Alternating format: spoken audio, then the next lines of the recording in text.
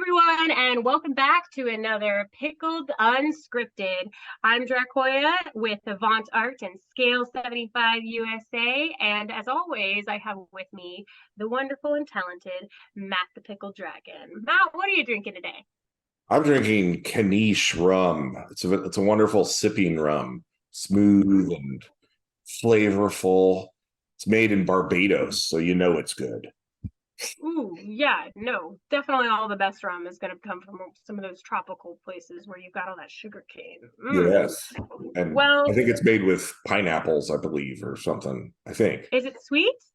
A little bit. Ooh, that sounds nice. So I'm still on Halloween rum. I have an Imperial Pumpkin Stout Oh, made by yes. Southern Tier. This is a stout. This is different than what I was drinking last time. Last time I was drinking their pumpkin ale, and today I'm drinking their pumpkin stout, and it's quite nice. And I prefer stouts overall, but honestly, I gotta tell you, I think I like the ale a little bit more. The ale was just a little bit more warm and it more conducive to the flavors of clove and cinnamon. Yes. Yes, quite. So Matt and I wanted to talk to you guys about something a little bit more controversial. But Matt and I felt like it was really important that we talk about this because it is a topic that is becoming more and more prominent in the culture of our hobby. But before we get into this very controversial video, let's have a word from our sponsor. Thorum. I'll just take the Thorm ring. Thank you very much. Oh, like hell you will. You can have this, take the Venom Dagger. I'll take the Thorm ring. Venom Dagger? What am I? Well, actually, that could be useful. No, wait, I'm taking the Thorm ring. Over my dead body. I can't believe you would even over your dead body. That could be a ring. I'm going to take this dagger and I'm going to shove it up your... My ring. Whether you are looking for truly unique rings to exchange on your wedding day, or simply a statement piece for Renaissance fair or cosplay, look no further than Thorum. Rings fit for the gods. Use promo code PICKLED for 20% off your order. And we're back. I love Thorum. I love their rings. I think they're awesome. They're really nice rings. I actually really like mine. I wore mine to my paint class last because, I don't know, they fit nicely. They also come in pretty good sizes for those of you who have hands like mine. They're a little bit more finicky. For my giant hands, I have a size 15 ring. Oh, geez, dude. Oh my God. I'm like 5 1/4. I'm like itty bitty. But, you know, that's part and parcel to being really tall and you just got giant everything.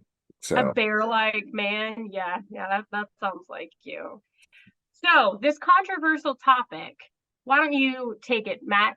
Yeah, so what we're going to talk about today, and this came up because I was asked about a story, something that happened to me regarding safety tools. And we really want to get into, you know, for those of you who don't know what they are, and I think there are plenty of people out there who do, but there are still those who, you know, you might mention, you know, safety tools, and they'll be like, "What are you talking about?" And right.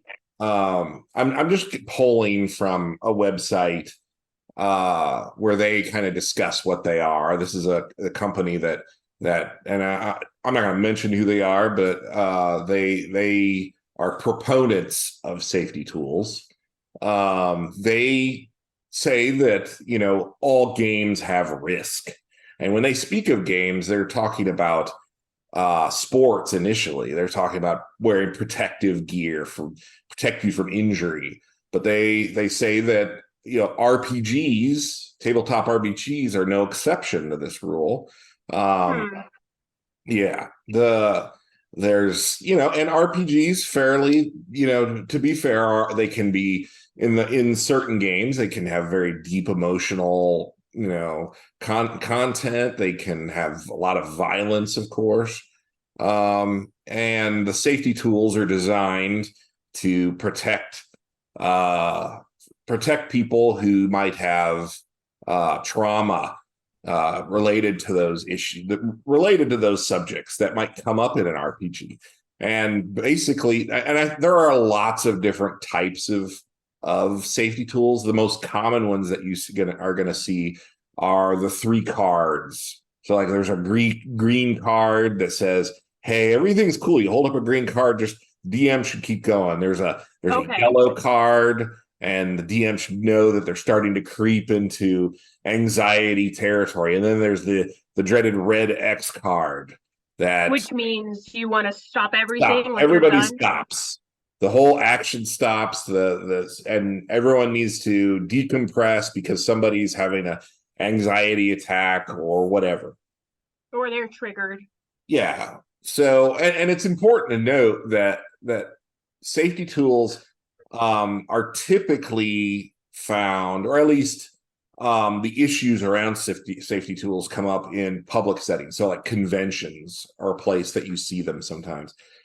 Game stores might have, I've heard of game stores that have a requirement for DMs to use them.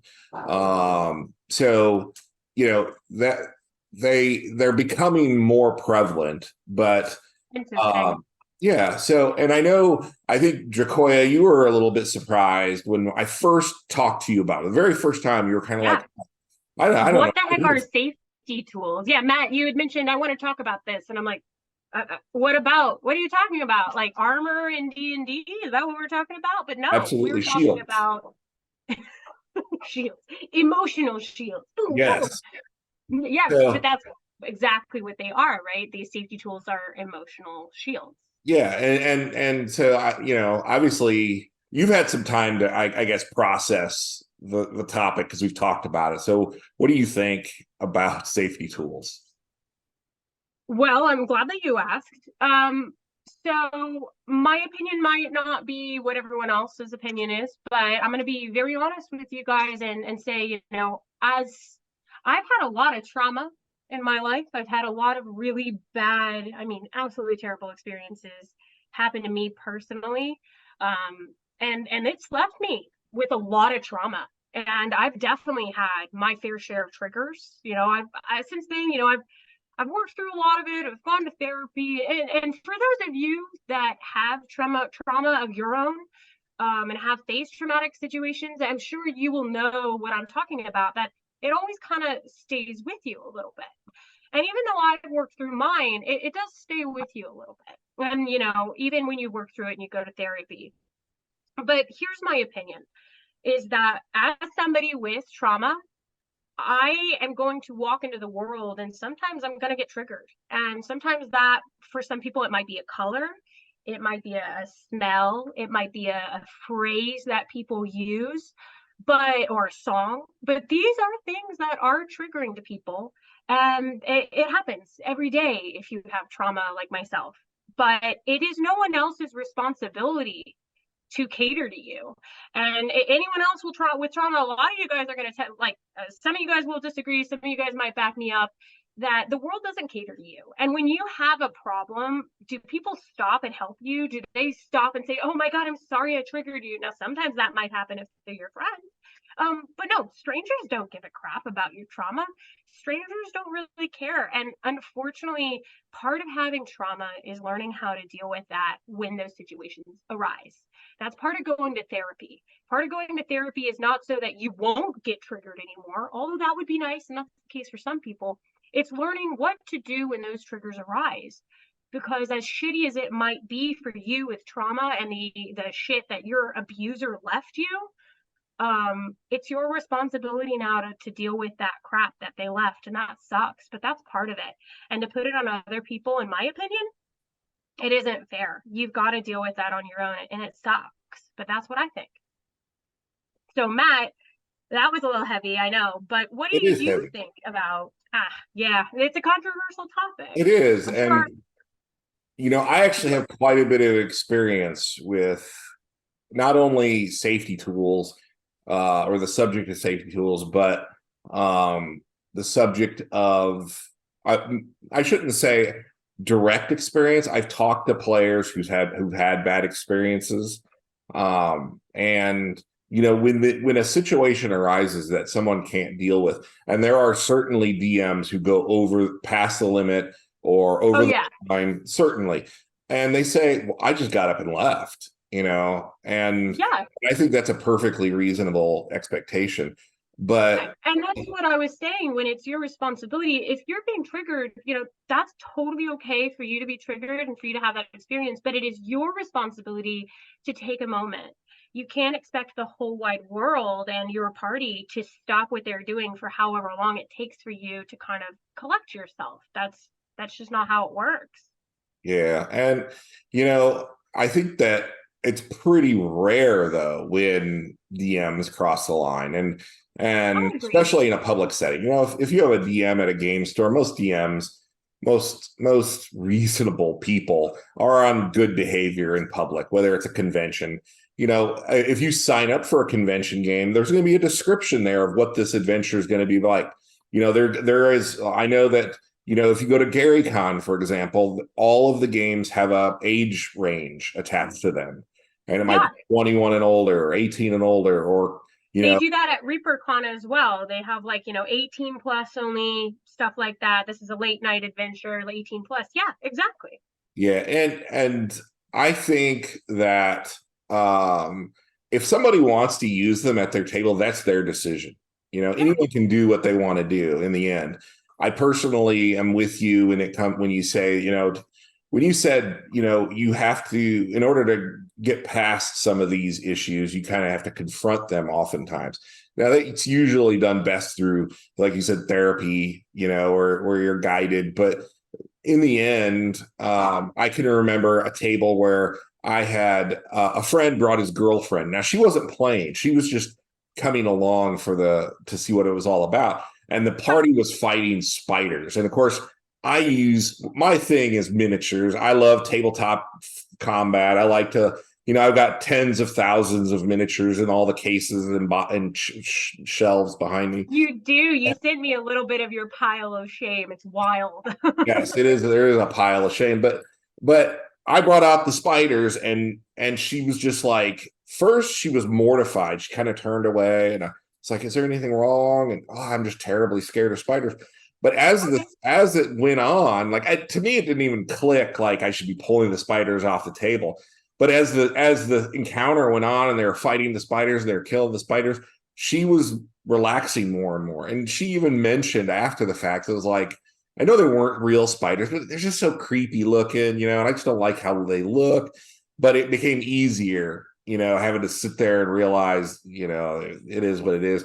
But now, please, no, we're not advocating that you should purposefully, deliberately, trigger your people, or that everyone should just sit through their trauma, because trauma is different for everyone.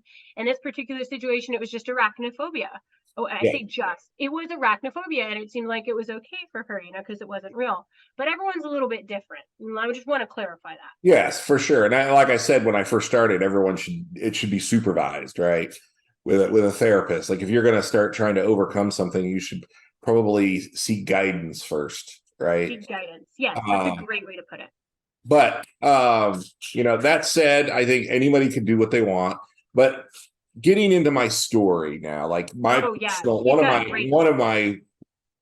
my collisions with this topic, and I think that one of the reasons that safety tools are so controversial, I think, is because of how some of the people who advocate for them are just so rabid about it.